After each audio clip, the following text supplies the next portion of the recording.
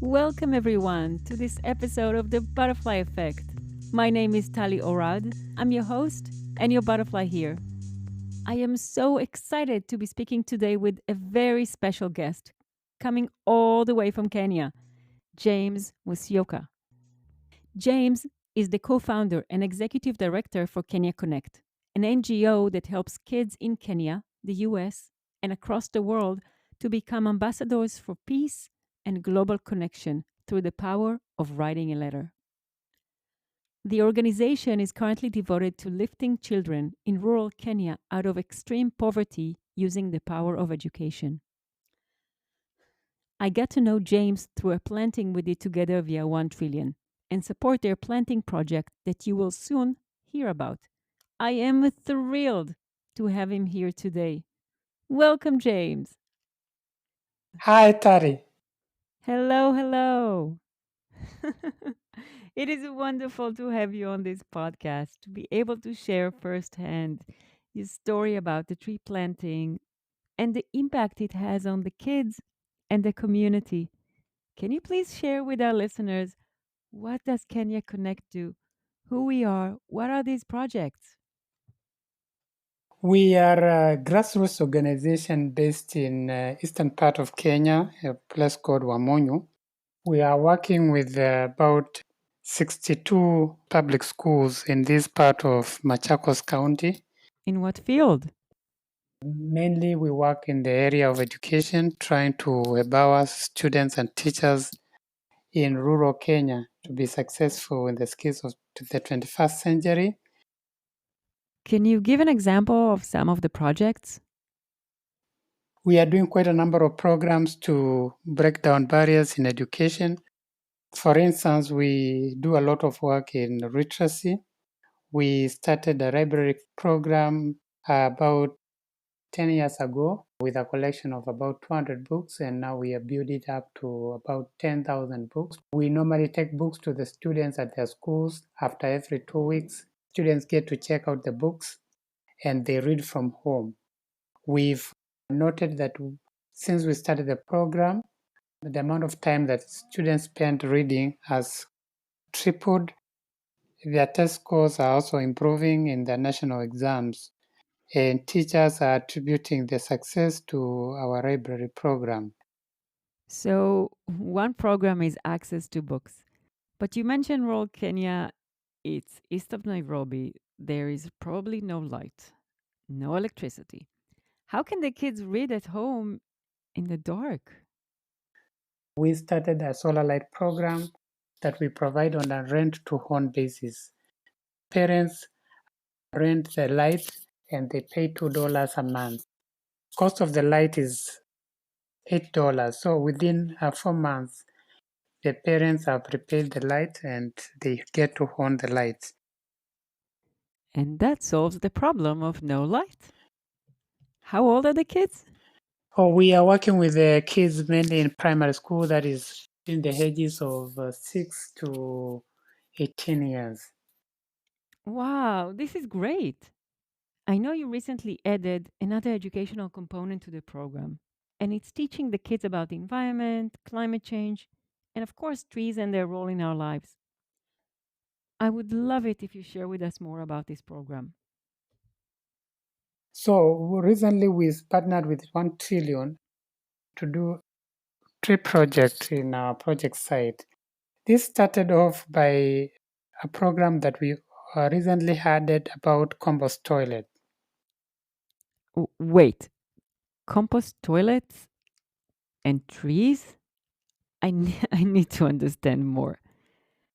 We started a sanitation technology called compost toilets about 1.5 years ago. We are using this compost material to fertilize the trees. Now it makes sense. So recently we partnered with 1 Trillion and we started planting the moringa or rivera. How many have you planted? We planted over 1,000 trees of moringa or rivera in these schools. You launched it with parents, local leader, and staff, planting 350 moringa trees. I always get excited when I hear the entire community coming together to plant. This ceremony was in memory of Wangari Maathai. She was the first African to win the Nobel Prize, in case you don't know. She won it for her contribution to sustainable development, democracy, and peace. I can't think of a better way to launch. Great job. Just to quote her, she said, like, unless you dig a hole and you plant a tree, you are doing nothing. You are just talking. So we really wanted to engage the community to practical aspect of tree planting so that they can get their hands dirty and plant the trees and get to own them because the trees are like the future for our generation. We started working together by supporting the first tree planting right in one of the schools, and obviously luck had it, and we began in the middle of COVID-19 pandemic with everybody quarantined and many restrictions by the government, and yet we still managed to plant. So how were you able to do that? Wow, it wasn't easy like to mobilize the community to come and plant trees in the midst of this pandemic because our government is encouraging people to stay at home. Kids are out of schools because our schools have been shut down since March. However, we still find that life has to continue so long as we are keeping rightful health measures. So what we did is we mobilized the school parents and the alumni, and we called them and we educated them about COVID-19, and we educated them about importance of hand washing, wearing masks and keeping social distance. And we actually provided the masks to everyone who came for the tree planting exercise. So we made sure like everyone was wearing a mask, that was keeping social distance as we were planting. We give them a message of hope that we are planting these trees as a memory, like this pandemic will come and go, and keep it as a memory that for generation to come, like these trees of Moringa Rivera were planted. It's also one way of keeping history in a positive way. We are looking at COVID in a positive way, trying to plant trees as a sign of hope. This is beautiful because it shows us that whatever we're doing has a bigger impact on something else. I mean, you started with planting trees, but eventually you also educated the community, which is beautiful. Also, I love it that you bring the positive aspect in everything, and this is exactly what we also do in 1 trillion. As you said, trees are our future, trees are our hope. So speaking of the community, besides teaching them about trees and about hygiene, do you see any other changes that came with the planting and throughout the programs that you guys are doing? With the planting of the trees, I see like the community was also kind of encouraged to know the value of trees because the whole of Kenya Connect staff joined the communities and the schools and we were planting trees and we were not getting tired. We were really working hard and they could like not comprehend like why we was working really hard to plant the trees. And why were you working hard? Service above self, being focused on a long-term benefits of doing something noble like tree planting. Service above self.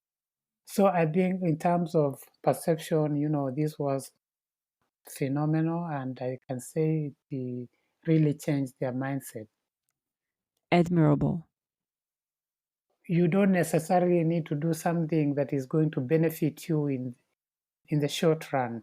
You can do something that is going to benefit generations to come, not necessarily yourself. That's why I talked about service above being selfless and doing service to benefit future generations, conserving the environment for the benefit of others, not necessarily yourself. Could not agree more. Do the kids say anything? Do they respond? What do they think about that? They loved it. Some of them actually came to participate and they liked it. Let's go back to the other programs you guys do that are somehow connected with trees. We do programs on sanitation. We provide water tanks. We provide hand washing stations. And all this is for the well-being, the well-being of the students to be healthy so that they can be able to learn. And we believe that for them to be able to thrive in education, they need to be healthy. And so we are always looking at how we can make the school environment a healthy learning ground for the kids to learn. A healthy learning ground for the kids. Yes. And if I may quote Wangari Maathai again, she said, "When we plant a tree, we plant the seeds of hope."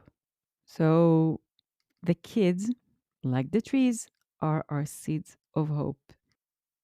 The kids found a piece of land within their school. They dug it and prepared a seed bed, and they sowed the seeds and covered with grass and kept on watering.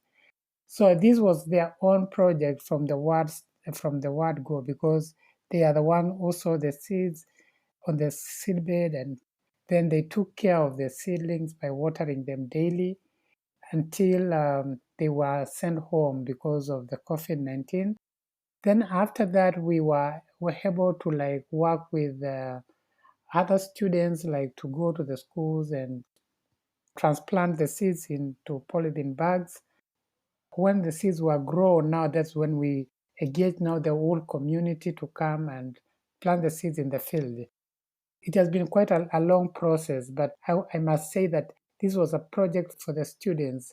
It's only that at a certain point we came in because we wanted to salvage.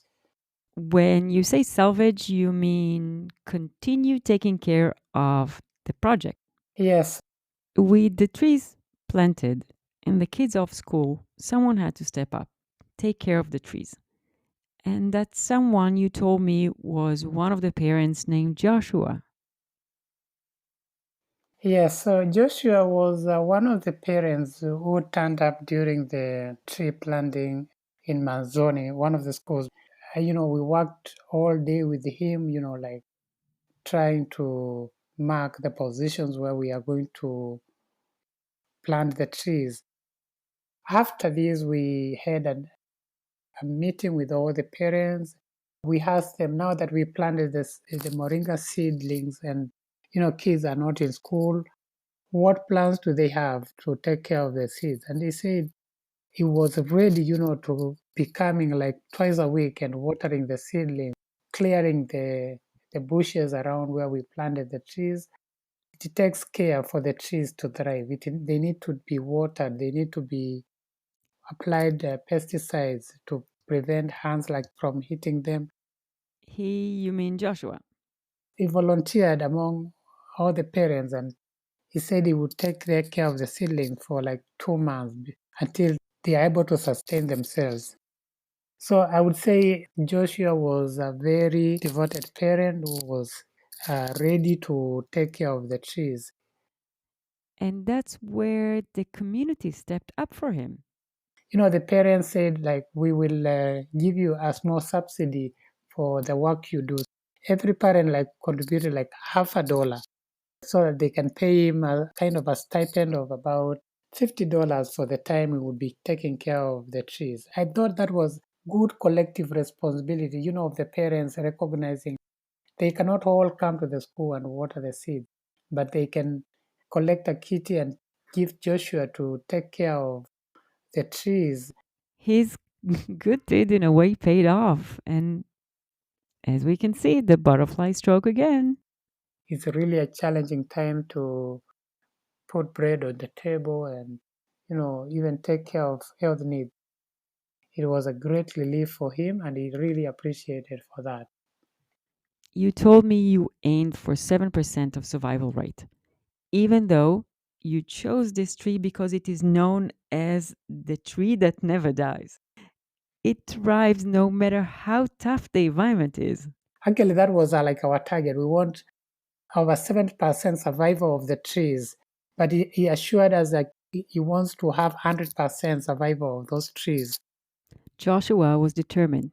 I take down my hat for him. Those trees were planted there to help the kids learn about the environment. That was the first goal. It also provides them with shade, and there are nutritious values to them as well. It's believed like to provide energy to the body and provide immunity to the body. How exactly do you consume them? Yes, so once the tree blossoms to green leaves, you can cut the leaves, you can dry them on shade, and then you grind them into very fine powder that you can use to add like to tea. You can take it as a kind of medication. They say like it can cure many diseases, including diabetes and others. You can just add it to your regular foods as a boost for you for immunity for your body, natural boost for immunity for your body. Is believed to be very nutritious. Anything with the other parts of the tree?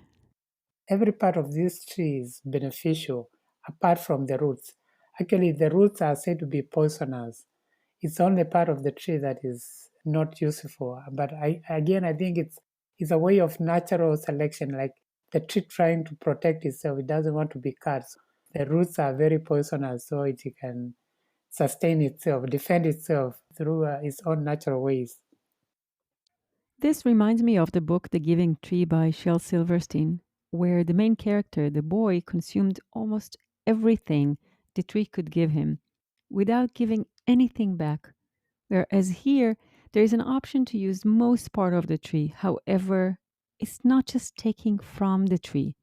You actually give back. And you give back by creating an intertwined projects relating to sanitation and clean water. Moringa thrives well where there is a good supply of water and where there is good supply of compost manure. The compost provided by your compost toilet. How does it work? The compost toilets are toilets that using sawdust as instead of water. Once we have harvested the human waste and put them in a digester, we let the digester to cook within a year. After 1 year, the compost is ready and we can put it on the trees to fertilize them and make them thrive and healthy. This is all new. You had something else before that was not so environmental friendly. Before we introduced the compost toilet technology, we were using pit latrines. Pit latrines is basically where you have a pit on the ground and the human waste percolates on the pit. And sometimes this percolates to the water aquifers and pollutes the underground water. Converting or shifting from the pit latrines to the compost toilet is also on a positive note, trying to protect the environment. And the Clean Water Project? Water is scarce, and the underground water in this area is normally salty. So we wanted to harvest rainwater that can be used by students at school for drinking and also for hand washing. The wastewater that is used for hand washing, we actually use to channel it to a tree. It's sustainable. You are cleaning your hands and at the same time you are, watering a tree. You did the compost toilet. We are planting. So, what's next? What is the next project? Our next focus is now how after the moringa is mature, how are we going to best utilize its leaves and the seeds and process them and market them to benefit the school community and even make it more sustainable if the moringa, powder and the seeds are processed, they can bring in income that can be plowed back into the projects and perhaps plant more moringa, support the education in these schools, many other projects. The list is not exhaustive. There are infinite possibilities that can happen with the Moringa project. I would love for you to share what is your favorite tree. And I think I have an idea what you're going to say. What is your favorite tree?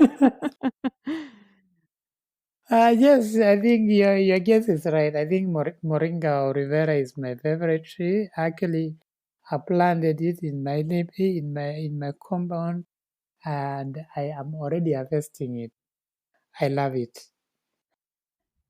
Just before our connection died, I asked James for a lesson in Swahili. I'm assuming you can guess what I asked. By the way, how do you say tree in Swahili? Mti. Muchi? Mti is the singular. The plural is miti. Michi. Yes, miti. That's why Wangari Maathai in the book Mama Miti, Mama, Mama, Hmm. Mama, the mother of trees, about Wangari Maathai. Finishing with Mama Michi. James, thank you. Thank you. We are excited that you, the kids, and the entire community are now part of our community, the community of tree rangers, or as you just taught us, Michi rangers. And just like the butterfly wings, our work together made a bigger impact. Some that we talked about today, some we may never know. So thanks again for everything. Everything you do for the kids, everything you do for the community and for nature, and for joining me at this Butterfly Effect podcast.